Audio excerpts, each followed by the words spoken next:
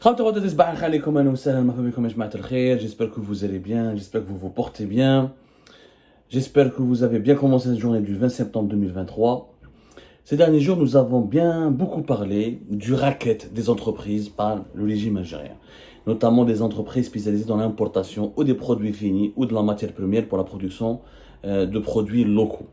Alors ce sujet que nous abordons depuis le mois de mai, savoir le début de l'installation, depuis le début des travaux après la mise en œuvre de cette fameuse commission de contrôle des opérations douanières, des opérations d'importation, et doublé par l'installation d'un comité de redressement fiscal, un comité interministériel. Nous avons expliqué pendant plusieurs émissions comment des importateurs, des sociétés, des entrepreneurs privés ont été convoqués devant une commission convoqués par les services de sécurité, ensuite introduits dans une salle par des douaniers en Kalachnikov, devant une commission où siège le procureur général près de la Cour d'Alger, un représentant du ministère de la Justice, un représentant du ministère du Commerce, un représentant du ministère des Finances, un représentant du Premier ministère et quelquefois un représentant du ministère de l'Agriculture ou du ministère de l'Industrie. Comment les chefs d'entreprise sont harcelés, menacés, rackettés en direct. Pas de possibilité de se défendre, pas la possibilité de donner des contre-arguments, pas aucun respect de la présomption d'innocence. On a un procès sans juge, sans droit à la défense, sans la présence d'avocat. On t'inflige à la fin de la commission et le chef d'entreprise il est interdit de sortir du territoire national et on lui inflige une amende qui se chiffre à l'équivalent de plusieurs millions d'euros, à l'équivalent de plusieurs millions de dollars. Ce qui dépasse d'ailleurs le montant de ces amendes ont dépassé dans la majorité des cas les actifs et les revenus de ces entreprises et privées qui ont dans le seul tort ce qu'on leur reproche d'avoir fait des importations de 2009 à 2019 et pendant cette période on les accuse d'avoir surfacturé entre 5 à 10 voire jusqu'à 15% pour certaines entreprises, des évaluations arbitraires basées sur des calculs opérés par les douaniers, par la direction générale des impôts ou par le service du ministère des Finances sur des calculs sur une évaluation totalement théorique qui n'est pas appuyée par des preuves matérielles ni par une enquête sérieuse, ni par des investigations documentées, factuelles, des investigations qui s'appuient sur des faits, sur des chiffres recoupés, etc. Ok, donc qui n'a allé de la commission, Saad Kahla ou soi-disant Kamel Moula, le nouveau premier ministre, le patron du CREA, du Conseil du renouveau économique algérien, l'organisation patronale algérienne créée en février 2022 et qui est devenu donc le porte-parole du régime algérien, qui est devenu l'allié du pouvoir algérien. Il a annoncé le dimanche dernier, on était quoi, le 18, c'est ça, le dimanche 17 septembre dernier, que Abdelmajid Tebboune, président de la République, aurait gelé les procédures de cette commission. Il aurait demandé est-ce que tous les dossiers soient révisés, est-ce que toutes les amendes soient révisées, est-ce qu'on donne le droit à l'erreur pour les chefs d'entreprise, est-ce qu'on aussi on donne le droit à un recours pour l'entreprise qui est épinglée par cette commission. Au départ, c'était une affaire uniquement portée par certains médias indépendants, dont Algérie Parle, très peu de médias d'ailleurs, même les médias les plus ou moins indépendants n'en ont jamais parlé. C'est Saïd Narzak qui a eu le mérite, avec la lettre du 5 septembre 2023, de soulever ce problème et de mettre ce dossier très brûlant au devant de la scène publique, en dénonçant le travail arbitraire, les violations des droits les plus élémentaires des entrepreneurs privés, en parlant de persécution, en parlant de harcèlement et de répression totalement injustifiée. Il n'y a pas de loi, aucun cadre légal, ce n'est pas un procès, aucune procédure judiciaire, c'est inédit au monde. C'est la première fois dans l'histoire de l'humanité où nous voyons un État qui officiellement utilise la force, utilise son pouvoir, utilise les services de sécurité pour obliger des chefs d'entreprise à payer des amendes sur la base de soupçons, même pas de preuves, et d'accusations non étayées, sans aucun procès judiciaire, sans aucun cadre réglementaire, et on leur demande de payer des amendes qui doivent être versées, même pas au trésor public. Souvent, des entrepreneurs leur ont demandé de verser dans les comptes de certaines institutions de l'État, comme la Wilaya d'Alger, comme la Direction Générale des Impôts, comme les douanes. Alors, on ne sait même pas où est-ce que va cet argent, à quoi il va servir. C'est un processus tout simplement mafieux. C'est pour ça que nous avons parlé là depuis le mois de mai de chantage et de racket. Et ben, il s'avère qu'il n'y a pas que les entreprises algériennes. Même les entreprises étrangères installées en Algérie, beaucoup d'entre elles ont été convoquées, comme le géant américain Pfizer, qui est même des sociétés qui même Sanofi Aventis, qui beaucoup, notamment dans le domaine pharmaceutique ou dans le domaine de l'industrie tout court, le peu d'entreprises étrangères qui sont présentes en Algérie, parce que les entreprises étrangères, même quand elles fabriquent des produits, encore une fois, localement, elles ont besoin d'importer des services, d'importer des matières premières ou d'importer certains composants qu'on ne trouve pas dans le marché algérien et qui sont nécessaires pour leur processus de production en Algérie. Encore une fois, nous l'avons expliqué de façon calme, rationnelle et sereine. Aucun pays au monde ne produit 100% des composants dont il a besoin pour créer un produit sur son propre territoire. Il y a toujours une partie qui est une partie des matières premières, une partie des composants, une partie de l'expertise ou du savoir-faire et de la science et du savoir-faire scientifique des technologies qu'on importe depuis l'étranger pour essayer de faire une production locale. Ça c'est une évidence que semble le monde entier partage, sauf le régime algérien. Alors les entreprises étrangères ont été victimes de ce racket, des entreprises américaines, des entreprises européennes. L'ambassadrice américaine a manifesté, elle s'est engagée à défendre les entreprises américaines, qui m'appelle Pfizer, qui m'a Philip Morris, qui sont les alliés des Émiratis pour la fabrication et la commercialisation des tabacs et des cigarettes en Algérie. On en a parlé hier, le 19 septembre 2023, à travers nos grosses révélations sur les dessous des pressions américaines sur Al-Majid Tebboune pour qu'il ne touche pas aux intérêts américains émiratis dans l'industrie des tabacs. Et maintenant, c'est l'Union européenne qui s'est mobilisée à travers ce qu'on appelle la délégation de l'Union européenne en Algérie. On appelle ça la délégation de l'Union européenne en Algérie. L'Union européenne, elle a un ambassadeur, une sorte d'ambassade. Comme l'Union européenne est un bloc politique homogène, ils ont ce qu'on appelle un délégué, ils ont ce qu'on appelle une délégation, c'est-à-dire une sorte d'ambassade dans les pays avec lesquels ils ont des relations diplomatiques ou des relations politiques ou des relations commerciales. À Alger, il y a une délégation on appelle ça la délégation de l'Union générale en Algérie, ou la délégation générale de l'Union européenne en Algérie, ou la délégation Hejmaa. Elle a fait un communiqué qui a été adressé discrètement à toutes les entreprises européennes qui ont été victimes du chantage du régime algérien en leur donnant des instructions très claires. Je vais vous lire le texte, c'est incroyable. Incroyable ce qui se passe à Jema'a. L'État algérien est devenu une entité mafieuse. Mafieuse.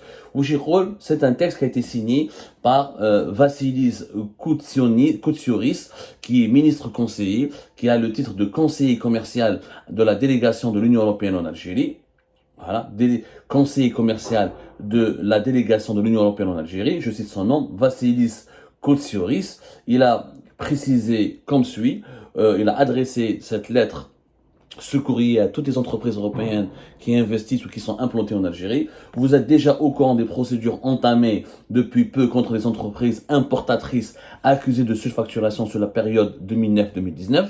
Ces procédures concernent tous les importateurs aussi bien algériens que de pays tiers opérant en Algérie. C'est-à-dire que les entreprises étrangères ont été convoquées devant cette commission de contrôle et devant ce comité interministériel de redressement fiscal et ils ont été harcelés, persécutés, réprimés dans le même cadre. Elle se déroule de manière arbitraire, c'est pas moi qui le dis, c'est l'Union européenne, c'est un représentant de la délégation générale de l'Union européenne en Algérie, c'est le conseiller commercial, plus exactement, de la délégation de l'Union européenne en Algérie.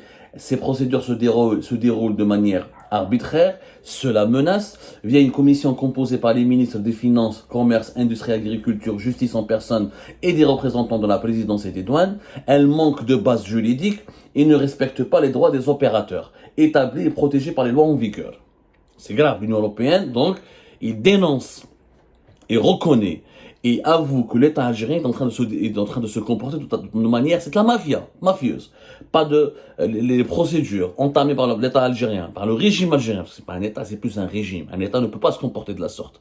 Un État ne peut pas sortir du cadre légal, violer toutes les lois en vigueur, ne pas tenir compte des règles, des usages, du bon fonctionnement de l'économie et du bon fonctionnement de la bureaucratie de l'administration d'un État pour faire ce qu'il est en train de faire, à savoir, donc, faire des convocations de manière arbitraire, recourir à la menace, créer une commission composée par plusieurs ministères, les finances, le commerce, l'industrie, l'agriculture, la justice et des représentants de la présidence et des douanes. Elle manque, c'est pas moi qui le dis, c'est la délégation de l'Union européenne en Algérie qui le dit. Ces procédures manquent de base juridique claire et ne respectent pas les droits des opérateurs établis et protégés par les lois en vigueur. Qu'est-ce que dit encore Hada, le haut responsable, ce conseiller commercial de la délégation de l'Union européenne en Algérie? Il dit ceci encore, dans le même courrier, adressé, dans le même courrier dont nous avons obtenu une copie, grâce au cours de nos investigations. Il dit, nous avons reçu l'information que des dizaines d'entreprises, avec une majorité européenne, ont été convoquées, accusées de surfacturation. À la fin de plusieurs audiences, ces entreprises ont été fortement incitées à payer une amende déterminée d'une manière non transparente et arbitraire, pour éviter des poursuites judiciaires. Et la menace. Ou tu payes les amendes dont nous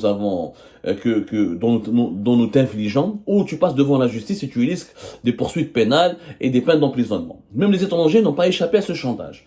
Des amendes déterminées. Encore une fois, c'est pas moi qui le dis. C'est un haut responsable de la délégation de l'Union européenne en Algérie. Une amende déterminée d'une manière non transparente et arbitraire pour éviter des poursuites judiciaires. Tout secteur d'activité serait concerné. Tous les secteurs d'activité seront concernés. Dans un premier temps, et étant donné l'absence de base légale, l'absence complète, voilà ce que dit le conseil commercial de la délégation de l'Union européenne en Algérie.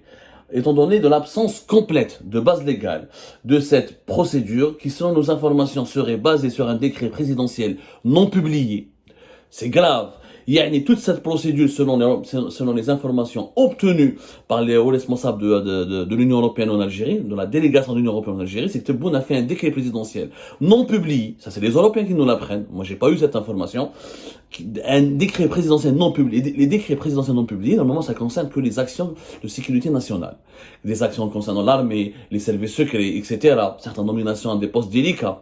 Donc, les Européens soupçonnent un décret présidentiel non publié et qui est à l'origine de la mise en place de cette procédure de racket et de chantage.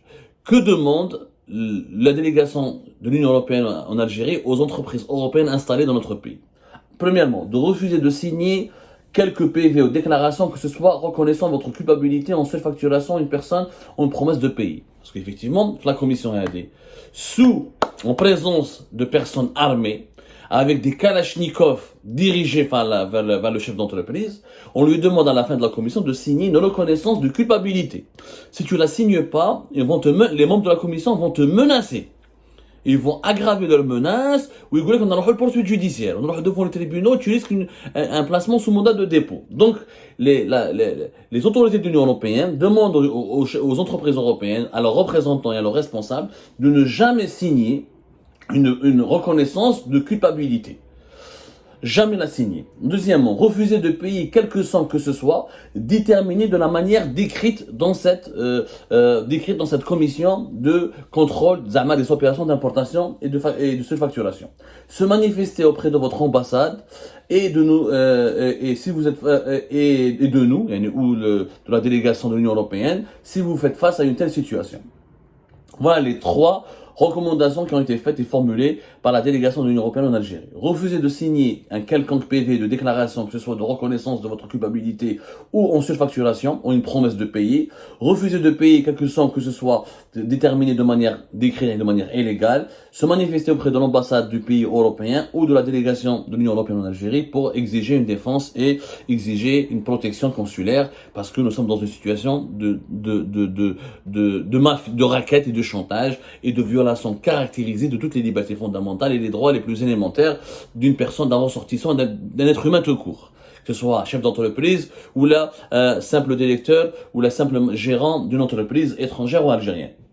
Et là, on parle des entreprises étrangères européennes installées en Algérie. Le courrier de monsieur Vassilis Koutsiouris se termine par ceci. Dans un second temps, nous vous invitons à une réunion d'information de coordination le lundi 18 septembre, ça s'est déroulé le lundi 18 septembre, à 14h, à 17h30, au sein de la délégation de l'Union européenne en Algérie. Il est impératif de comprendre l'étendue du problème et de coordonner tous nos efforts et relayer vos préoccupations auprès des autorités algériennes. Donc, la délégation de l'Union européenne a réuni tous les représentants, les gérants, les patrons des entreprises européennes implantées en Algérie le lundi 18 septembre dernier, de 14h à 17h30 au siège de la délégation de l'Union européenne qui se trouve à Hedra, en Val d'Hidra, le Bière, entre Val d'Hidra et le Bière.